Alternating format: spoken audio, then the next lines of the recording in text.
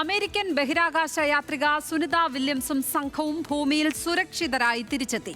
17 മണിക്കൂർ നീണ്ടുനിന്ന മടക്കയാത്ര ഇന്ത്യൻ സമയം പുലർച്ചെ 3:27 അവസാനിച്ചത്. ഫ്ലോറിഡയുടെ തീരത്തോട് ചേർന്ന് ക്രൂ 9 അംഗങ്ങൾ പറന്നിറങ്ങി.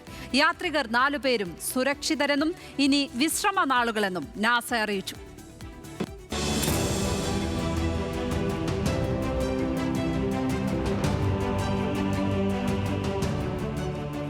ലോകത്തോട് താൻ സുരക്ഷിതയെന്ന് സുനിത പറഞ്ഞതോടെ മണിക്കൂറുകൾ നീണ്ടുനിന്ന ഉത്കണ്ഠകൾക്ക് വിരാമമായി. പിന്നാലെ വിൽമോറും പുറത്തേക്ക്.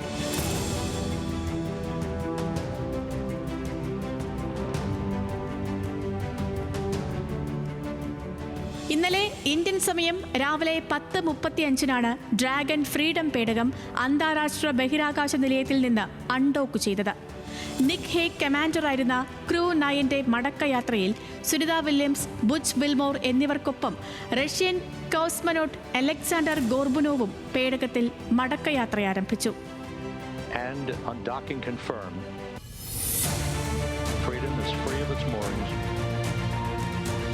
Sunny Williams and Butch Wilmore began their belated trip home.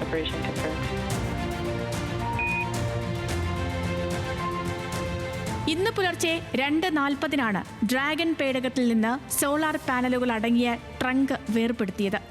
തൊട്ടു പിന്നാലെ 2:41 ആരംഭിച്ച ഡി ഓർബിറ്റ് ബേൺ 2:49 അവസാനിച്ചു.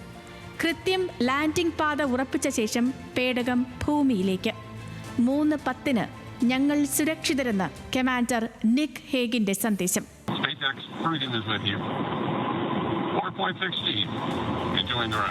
പാരച്യൂട്ടുകൾ നിവർന്നതിന് പിന്നാലെ 3:27 പേടകം സുരക്ഷിതമായി മെക്സിക്കൻ ഉൾക്കടലിൽ ഫ്ലോറിഡയുടെ തീരത്തോട് ചേർന്ന് splash down.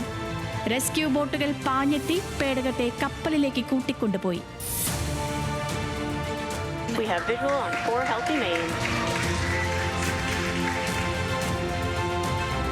And splashdown. Crew 9 back on Earth.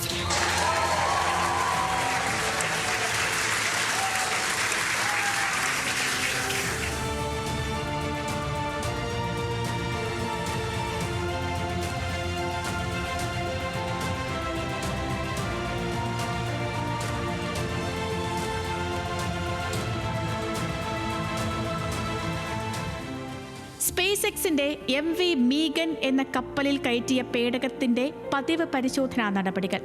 തുടർന്ന് 4:18 ആദ്യം നിക് ഹേഗ് പുറത്തേക്ക്.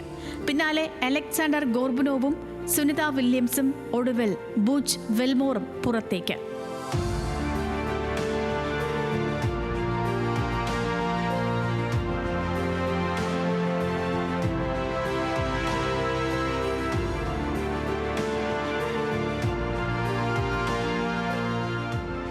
സ്റ്റാർലൈനർ പ്രതിസന്ധി കാരണം അന്താരാഷ്ട്ര ബഹിരാകാശ നിലയത്തിലെ ദൗത്യ കാലാവധി നീട്ടേണ്ടി വന്ന സുനിത വില്യംസും ബുച്ച് വിൽമോറും നീണ്ട 9 മാസത്തെ ദൗത്യം ആവേശകരമായി പൂർത്തിയാക്കിയാണ് ഭൂമിയിലേക്ക് തിരിച്ചെത്തിയത്.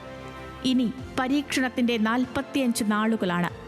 ഭൂമിയിലെ ജീവിതത്തോട് പൊരുത്തപ്പെടാനുള്ള ഈ കാലയളവിൽ 4 പേരും വിജയകരമായി പൂർത്തിയാക്കുന്നതിനായി ശാസ്ത്രലോകം കാത്തിരിക്കുകയാണ്. International desk, news Malayalam.